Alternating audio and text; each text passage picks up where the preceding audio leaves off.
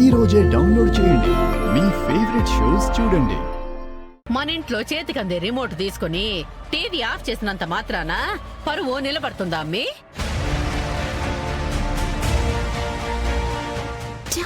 మీ కోపం వల్ల మన ఇంటి పరువు పోతుంది వదినా. వదిన కష్టం వల్లే పరువు వచ్చిందని మర్చిపోయి మాట్లాడుతున్నాం నిషి. అందుకని అఖిల కోపంతో తప్పులు చేసుకుంటూ పోతున్నా చూస్తూ ఊరుకోవాలా? ఒక మనిషి ప్రాణాలు తీసింది. యువరాజ్, అక్క గురించి ఇంకొక మాట తప్పుగా మాట్లాడినా నేను చూస్తూ ఊరుకోను. యో అబ్బే, ఆమె తప్పు చేస్తే నువ్వేంది మమ్మల్ని దబాయిస్తా ఉండావు? వదినా అక్క, వదినా, అర్థం చేసుకుంటారనుకున్నాం అత్తయ్య గారు.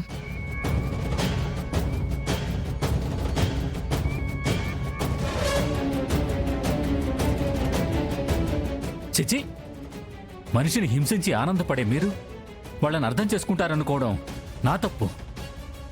ఏంటి మావయ్య, మర్డర్ చేసింది వదిన, మర్డర్ చేసింది వదిన, అరెస్ట్ అయ్యి ఇంటి పరువు తీసింది వదిన, ఇంటి పరువు తీసింది వదిన, ఇంటి పరువు తీసింది వదిన. అయినా మేమేదో తప్పు చేస్తున్నట్టు అందరు ఎలా మాట్లాడతారేంటి? అవునమ్మా, మీరు ఏ తప్పు చేయలేదు. మీరు ఎన్ని తప్పులు చేసినా మిమ్మల్ని ఇంట్లోనే ఉంచుకుంది కదా, అది కౌశికి చేసిన తప్పు. ఆ తప్పుకే శిక్ష అనుభవిస్తుంది. ఛీ! పదబుజీ, పద. చూసావమ్మా, అందరూ మనతో ఎలా మాట్లాడుతున్నారో. మాట్లానివ్వలే అబ్బోడా, ఇంకో 2 దినాల్లో అమ్మి జైలుకు పోతుంది కదా, అప్పుడు మనం కూడా శానానే మాట్లాడదాము.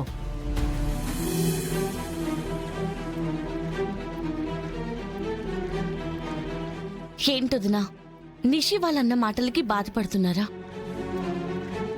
అయినా వాళ్ళ కనడం కొత్తేం కాదు కదా. మధ్యాహ్నం పార్టీలో నువ్వు వాళ్ళ మీద కోప్పడ్డావని ఇప్పుడు ఇలా మాట్లాడారక్క.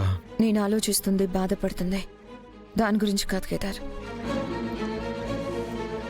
నా కొడుకు ఎవరికి ఏ అన్యాయం చేశాడని ఆ దేవుడు నాకు సురేష్కి దూరం చేయాలనుకున్నాడు.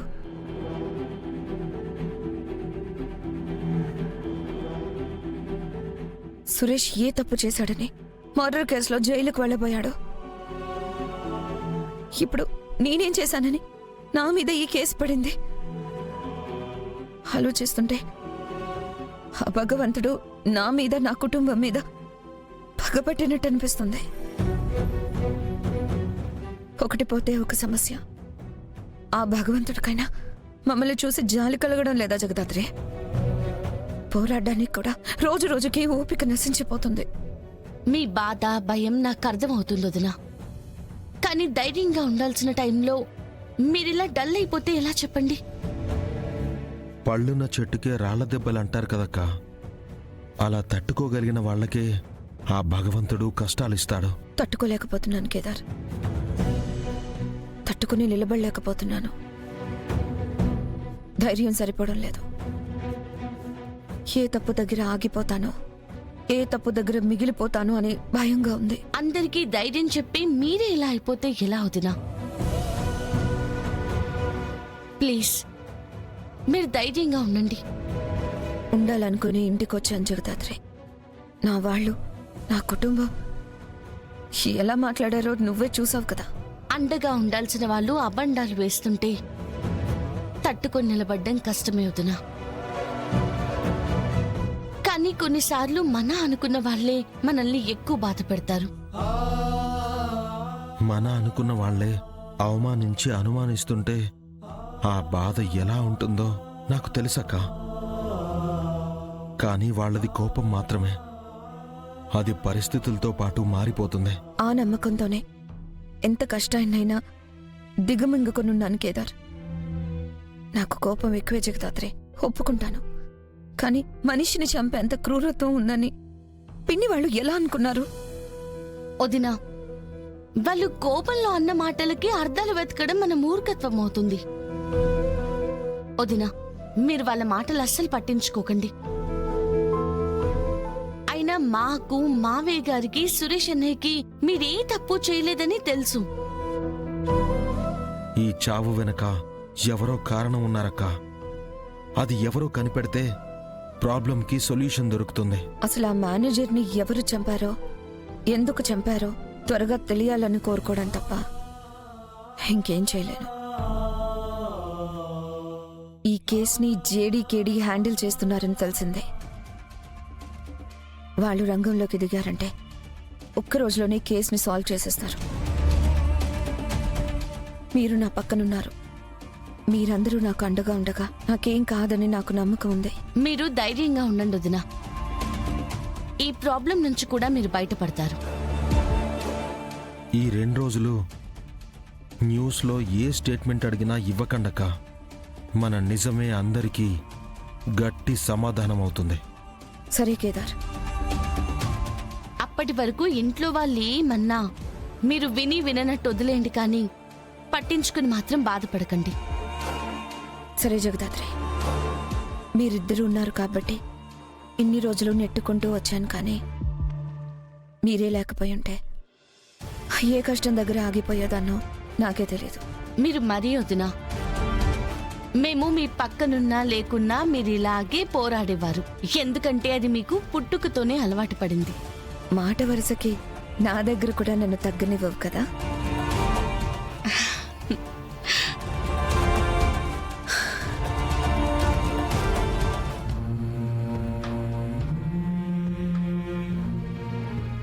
ఏడవకు కాచి.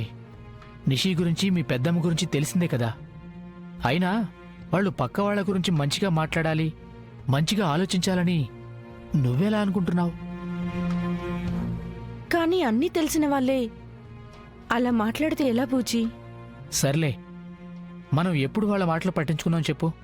ఇప్పుడు పట్టించుకోవడానికి నువ్వు బాధపడకు. నేను చెప్పేది విను. వాళ్ళ అన్నవేవి పట్టించుకో కాచి. అన్నయ్య, నువ్వు బాధపడకు. కాచి, భోజనం రెడీ, తిందురుగాని రండి. సరే సిస్టర్. ఆ. కాచి, అందరూ వస్తున్నారు. నువ్వు ఇలా ఉంటే అందరూ బాధపడతారు. నార్మల్గా ఉండు కాచి.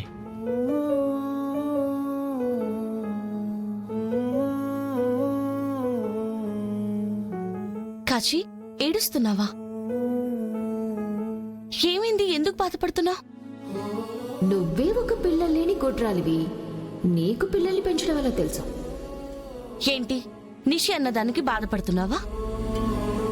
నిషి గురించి నీకు తెలిసిందే కదా, అయినా మరెందుకు బాధపడుతున్నావు? నిషి కూడా నన్ను కుట్రాలనేసరికి ఎందుకో బాధేసింది జగదాత్రి.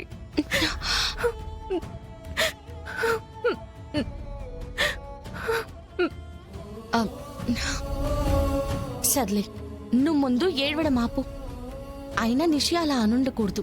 నిషి అలా నోరు పారేసుకోవడం తన జన్మ హక్కు కదా కాచి. తన జన్మ హక్కు కదా కాచి. తన జన్మ హక్కు కదా.